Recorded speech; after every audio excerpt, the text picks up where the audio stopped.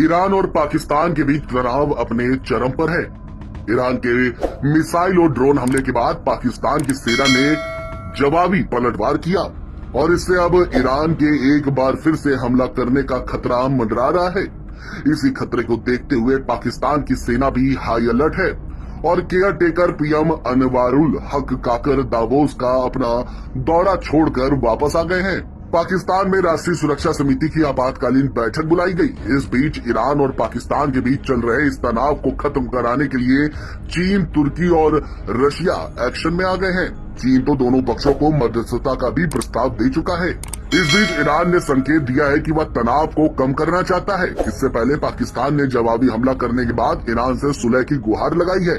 पाकिस्तान ने कहा है कि वह और ज्यादा तनाव नहीं भड़काना चाहता। पाकिस्तानी मीडिया का ये दावा है कि रूस, चीन और तुर्की के दबाव के बाद अब ईरान ने तनाव कम करने का बड़ा संकेत दिया है। ईरान ने कहा है कि वह दुश्मनों को दोनों देशों के बीच रिश्तों को बिगाड़ने नहीं देगा। पाकिस्तान का भी ये मानना है कि ईरान ने सकारात्मक संकेत दिया है। एक पाकिस्तानी अधिकारी ने कहा कि हम आशा करते हैं कि सबसे खराब समय चला गया है। बताया तो ये भी जा रहा है कि क्षेत्रीय देशों के दबाव के बाद पाकिस्तान और ईरान ने तनाव को कम करने पर जोर दिया है। पाकिस्तानी मीडिया ने बताया कि चीन, रूस और तुर्की ने दोनों ही संघर्षरत देशों से कई दौरे की बातचीत की ताकि तनाव को कम किया जा सके। तुर्की के विदेश मंत्री हाकन फिदान ने पाकिस्तान और ईरान दोनों देशों के विदेश मंत्रियों से बातचीत की, दोनों से संयम बरतने की अपील की। इस बीच पाकिस्तान और ईरान के बीच तनाव को खत्म कराने के लिए भारत का दोस्त यानी रशिया भी अब एक्शन मोड में आ गया है। रूस ने इस अप्रत्याशित तनाव पर गंभीरता जताई है।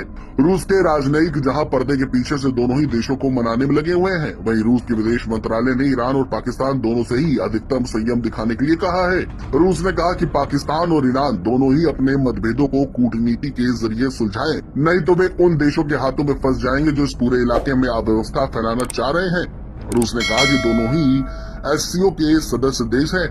रूस ने कहा कि ये दुखद है कि ये एससीओ के दोस्त सदस्य देशों के बीच में हो रहा है, जिसके जरिए हम रिश्ते विकसित कर रहे हैं। वहीं चीन ने भी इस पूरे मामले में अपनी गंभीरता दिखाई और मध्यस्थता का प्रस्ताव दिया। पाकिस्तान का कहना है कि अब गेंद ईरान के पाले में है।